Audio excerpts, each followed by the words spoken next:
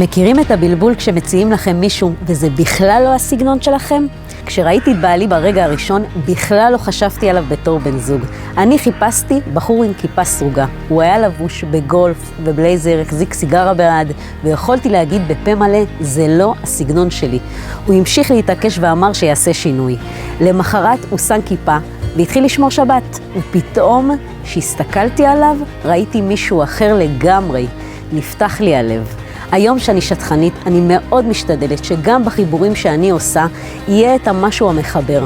שאני אסתכל על שניכם ואומר לעצמי, אסתי, יש כאן פוטנציאל, תחברי את הלבבות. בהרבה מקרים אתם לא בהכרח תרגישו או תראו את הפוטנציאל שאני זיהיתי.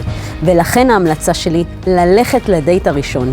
ואם אחרי הדייט הראשון אתם מוצאים את עצמכם אומרים, זה לא הסגנון שלי, תנסו לענות למה זה לא הסגנון שלכם, תכתבו על דף מה ביקשתם, מה אתם מחפשים. ואם תראו שאכן יש באדם שמולכם את מה שביקשתם, ולא יהיה לכם הסבר למה זה לא הסגנון שלכם, למה זה לא מתאים, תיפגשו שוב.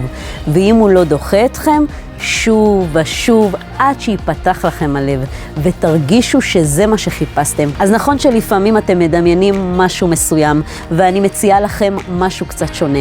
תנו לזה צ'אנס, אולי זה יעבוד.